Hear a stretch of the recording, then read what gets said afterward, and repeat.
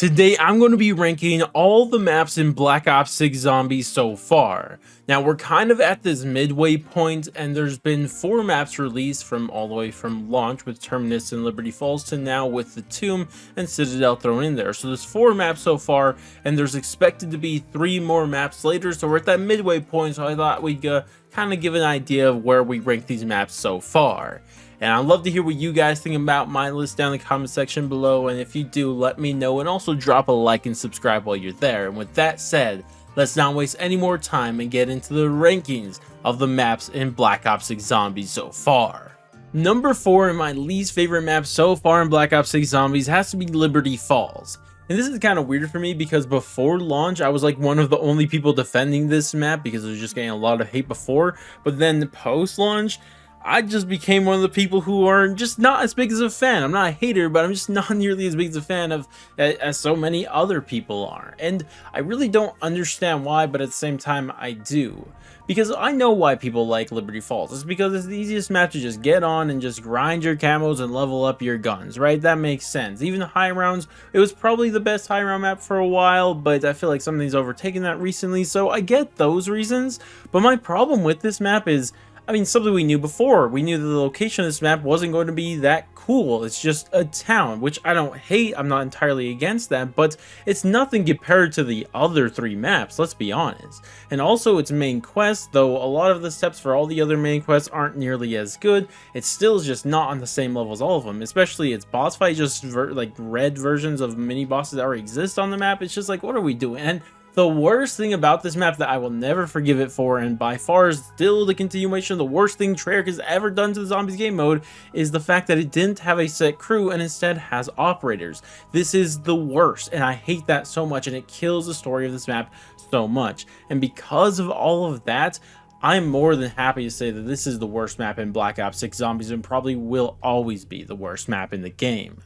Number 3, the Tomb, our most recent map, and I know it's been getting some hate. I actually don't dislike the map, it's just it feels weird to me. Because, like, I do love the location of the map and, like, all the vibes and the aesthetic of it. It's the best aesthetically pleasing map we've had in the Dark Ether story ever, which isn't saying too much, and it's not like we're back to the Black Ops 4, Black Ops 3 style aesthetic, but it still is nice to see, and it's a good step in the right direction.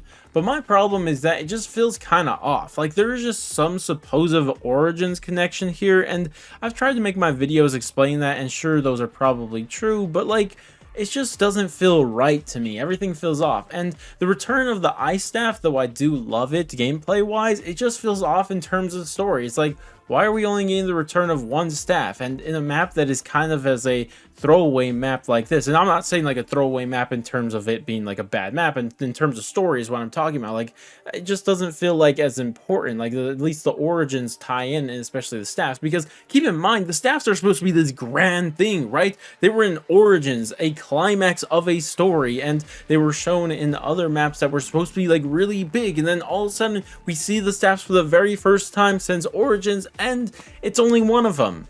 And it's just like on a map that is just kind of in the middle of the road, and again, middle of the road of the story. Like, we're just literally in the middle of the story of this game. That's what I'm saying. So it's just kind of weird to see it return, even though I do love it for especially high rounds. And that's one thing I do love about this map, is the high rounds is amazing, and I love playing them so much. Even after the nerf to the ice staff, it is still such a great map for that. Its Easter egg, much like the other Easter eggs, its steps are very underwhelming, but its boss fight, though I thought I didn't like it at first, I do actually appreciate it because it is a different type of vibe compared to all the other boss fights, and I do like that. But I feel like this should be a one-time thing. We only need 1 boss fight like this. From now on, let's go back to the Terminus Citadel style boss fights after this. This was a cool one-time thing, but overall, a good map. I'm not trying to hate, but it's just not as good as the 2 ahead of it. And number 2, Terminus.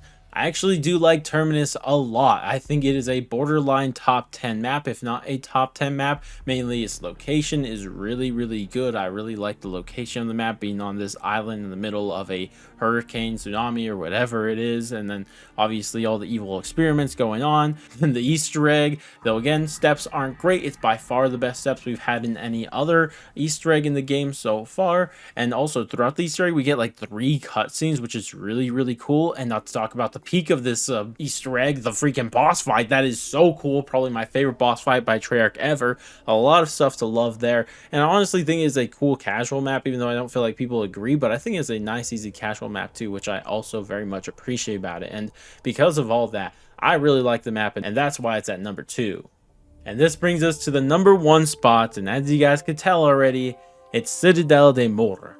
And I really love this map, and a lot of people agreed with me on launch, and for the first week of this map, everyone was loving this map and found that same vibe as me. But then, all of a sudden, out of nowhere, people just kind of switched up. It was just like, oh shoot, and then people started hating on the map. And I mean, some of the complaints were valid. The swords were not as good as they could have been, and even after the buff to them, I feel like they still aren't as good as people want them to be. But I don't think that's as big of a deal, even though it is annoying. Like, I feel like at least one of the swords should have been good for high rounds. But I mean, it's not crazy that all the swords are just good enough to get you about round 50-ish, which that's happened before in the past. It just hasn't happened with elemental wonder weapons before, which was weird.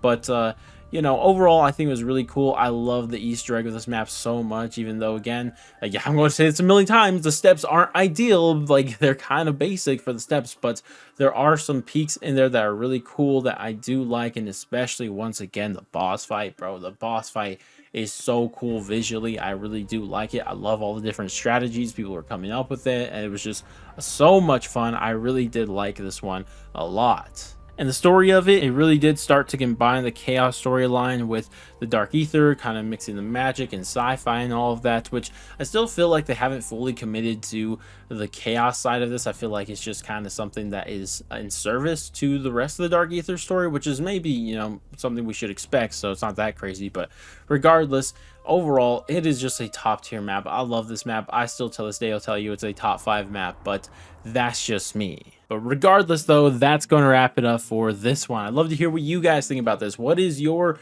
ranking of these maps so far? Do you guys agree with my list, or don't disagree, or agree, I mean, or disagree? That is the right way to say that. But let me know all your thoughts and opinions down in the comment section below. Regardless, though, that's going to wrap it up for me. Thank you guys all so much for watching, and I'll catch you guys in the next one.